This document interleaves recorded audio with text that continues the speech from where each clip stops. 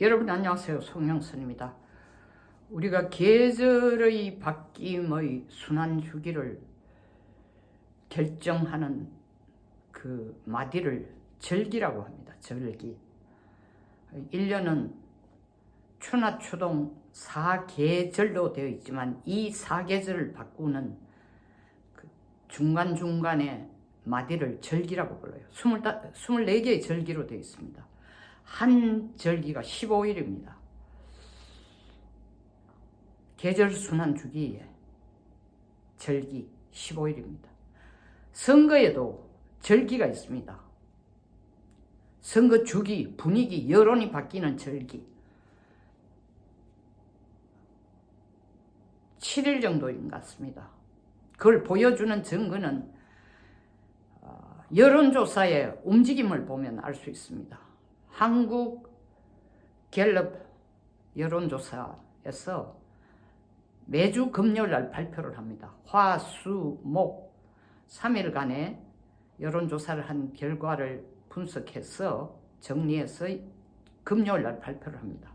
그러니까 우리 당이 한참 꼭지를 치고 잘 상승 가도를 탔을 때가 3월 9일 발표 자료고, 그 다음에 3월 16일 자료에 대폭락을 합니다.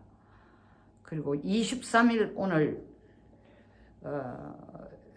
22일 어제 발표하죠. 23일 아니고 22일 발표한 내용을 보면은 다시 또 회복이 되고 있습니다. 22일 발표한 내용을 한번 보겠습니다. 전국 윤석열 정권에 대한 국정운영 지지율을 보면은 일주일 전보다 2% 내려갔어요. 대통령이 잘하고 있지 않다라는 겁니다. 부정평가는 2% 내려가서 34%만 지지한다는 거예요. 부정평가가 58%입니다. 20% 이상 차이가 나요. 부정평가는 도리어 1% 올라갔습니다. 그리고 전국 당 지지율을 보면은 우리 당이 당 지지율도 지난주보다 3% 내려갔습니다. 그래서 37%에서 3% 내려가서 34%이고, 민주당은 1%, 지난주 32%에서 1% 올라가서 지금 33%인 것입니다. 조국 혁신당 8%, 무당청이 18%, 무당청이, 이 무당평을 예의주시해가 봐야 됩니다. 서울 지역만 두고 보면은 3월 8일 조사에 서울 지역이 45%였습니다. 우리 당 지지율이. 거기에 비해서 민주당은 24%, 거의 2배 차이 났죠. 그러다가 일주일 후에 3월 15일 내용을 보면은 15% 떨어져서 국민의힘이 30%, 민주당이 32%, 도로 2%를 치고 올라옵니다. 겉으로 보면 민주당이 2% 오른 것 같지만 한 주 사이에 민주당은 8%가 오른 거고, 우리는 서울 지역 민심이 한 주 사이에 15% 떨어진 겁니다. 그리고 어제 발표한 내용을 보면은 우리가 다시 픽업을 하고는 있습니다. 39%, 30%에서 39%니까 9% 상승한 겁니다. 거기에 비해서 민주당은 다시 26%, 지난주에 비해서 6%나 떨어졌습니다. 도대체 무슨 이유로 이렇게 된 것일까? 저는 가장 핵심적인 이유로, 가장 핵심적인 문제가 된 걸, 여론을 좌지우지한 핵심적인 이슈가 뭐냐 하면은 이종섭 대사 소환 문제와 조수진 공천 문제라고 생각합니다. 그런데 이종섭 대사의 소환 문제보다도 조수진 공천이 훨씬 더 여론에 영향을 줬다. 특히 여론 중에서도 무당청이, 아까 무당청 18%라 했는데, 이 무당청이 어느 쪽을 지원하느냐, 어떤 이슈에 더 민감하냐에 따라서 크게 여론이 좌지우지되는 것 같습니다. 어제 발표한 무당청 18% 중에서, 무당청 중에서 아직도 야당 승리를 원한다라는 것을, 야당 승리를 지지한다는 쪽이 43%, 여당 승리를 바란다는 게 19%입니다. 2배가 넘습니다. 그나마 서울 지역에서 우리가 9%나 지난주보다 올라왔음에도 불구하고 무당청 지지층을 보면은 민주당이 압도적입니다. 민주당이 지금 200석 운운하고 뭐 이 표정 관리가 안 되는 게 무당청을 보면 압도적으로 자기들 편이다. 사실은 선거 관련 여론 내용을 분석할 때에 전국적인 당 지지율은 별로 안 중요합니다. 이 당 지지율을 가장 많이 내세우는데 별로 안 중요한 예를 들면 여러 가지 뭐 박성민 그 대표가 정치연구소 대표가 민정치연구소 대표가 발표한 여러 가지 한 5개의 케이스가 있습니다만 그 중에 하나만 저도 같이 숫자를 인용한다면은 당 정치율이 선거 직전에 조사한 당 정치율이 표로 바로 연결되는 건 아니다라는 대표적인 케이스가 뭐냐면 2016년에 선거에서 민주당 선거 직전에 민주당이 24%, 23% 지지율이 그리고 자유통합당이 34%였어요. 우리가 11% 높았어요. 그런데 선거 당일날 표를 깨보니까 민주당이 우리보다 한 석을 이겼습니다. 122석, 우리가 121석이라. 그러니까 거의 무용지물에 가깝다 할 정도로 좀 과한 표현이지만 당 지지율과 연연할 필요는 없다. 그걸 민주당은 아는 거예요. 당 지지율이 설사 낮다 해도 무당청을 많이 끌어오면은 자기들은 선거에서 이긴다고 생각하는 거예요. 그런데 이 무당청의 태도가 뭐냐면 야당 승리를 해야 된다. 윤석열 정권이 제대로 못하고 있다는 것을 압도적으로 민주당의 의견 쪽으로 손을 들어주는 숫자로 나타나고 있습니다. 아까 말씀드린 것처럼 무당청 중에 43%가 야당이 승리를 해야 된다. 국힘이 승리해야 된다는 건 19%밖에 안 된다는 거 아닙니까?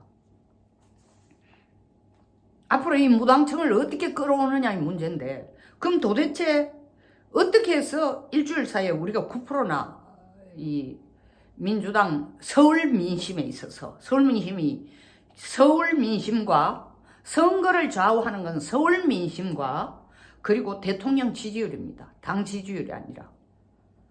그럼 민주당이 지금 서울 민심에 있어서 특히 무당청의 서울 민심이 자기들에게 압도적으로 유리하고 그 다음에 전국 민심에 있어서 대통령 지지율이 자기들이 압도적으로 유리하다는 지지율이 낮아질수록 자기들한테 유리한 거죠. 그 두 개를 보고 지금 200석 한다고 큰 소리를 치고 있는 겁니다.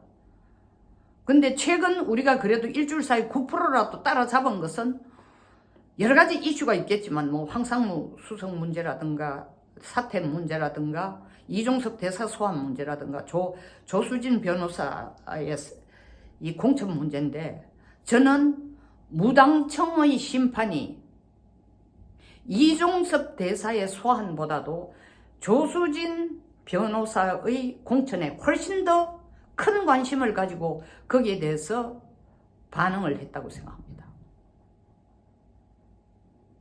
이종섭 대사 요번 갤럽 조사가 이루어진 건 19, 20, 21 사흘간에 걸쳐서 22일 날 발표를 했는데 이종섭 대사 21일 날 오전에 돌아왔습니다. 조수진 후보 사퇴한 게 21일 새벽 1시 몇 분에 자기 이 SNS에 올렸습니다. 거의 시차가 없습니다. 그러나 이종섭 대사는 21일 날 돌아와서 그때 돌아온 후에 오전에 돌아왔지만 그게 여론조사에 100% 반영이 됐다고 할 수 없지만 조수진 변호사의 공천은 19일 날 결정이 됐어요. 그러니까 여론조사 이번 주 여론조사를 시작하는 날부터 여론조사 끝나는 사흘 19, 20, 21일 3일간 계속 그게 핵심 이슈가 됐던 겁니다. 거기에 대해서 무당청들은 이건 옳지 않다. 민주당이 옳지 않다 이라는 무당청들이 아니 어떻게 성범죄를 가해자를 변호뿐만 아니라 가해자에게 네가 지은 죄를 빠져나오거나 아니면 네 지은 죄를 가장 가볍게 하기 위해서 어떤 말을 쓰면 되고 어떤 전략을 짜면 된다라는 것을 공개적으로 가르쳐 준다라는 것까지를 보여준 이런 변호사라면은 과연 이런 변호사가 물론 모든 인간의 인권은 존중이 돼야 되고 변호사의 입장은 모든 인간의 가해자나 피해자 모든 인간의 인권을 존중한다는 중간 포지션에 서서 인권을 위해서 최선을 다한다는 데 목표를 두지만 그 인권도 정말 사회 도덕성이라든가 이런 측면을 고려하지 않으면 안 됩니다. 민주당이 주장하는 게 뭡니까? 자기들이 우리보다 훨씬 더 인권에서 더 인본주의적이라고 사실도 아니지만 주장하고 있는 거 아닙니까? 자기들이 강점이라고 주장하는데 성 피해자를 변론한 것 아니고 성 가해자를 변론을 하면서 가해자에게 네 지은 죄를 가볍게 해줄 뿐만 아니라 가볍게 하는 전략을 이렇게 써먹으라까지도 가르쳐준다라는, 이러면 도대체 그 가해자의 인권은 보호가 되는지 몰라도 성피해를 받는 여성의 인권은 어떻게 되는 겁니까? 이것은 민주당의 문제가 아니라, 이것은 국힘의 문제가 아니라 국민의 문제이고 더 핵심적으로는 여성 인권의 문제, 여성 인권의 문제. 그래서 조수진을 공천하면서부터 민주당이 여론이 아주 나빠지는 겁니다. 지금 누구죠? 양문석이 안 잘라도 이렇게 파동이 크진 않아요.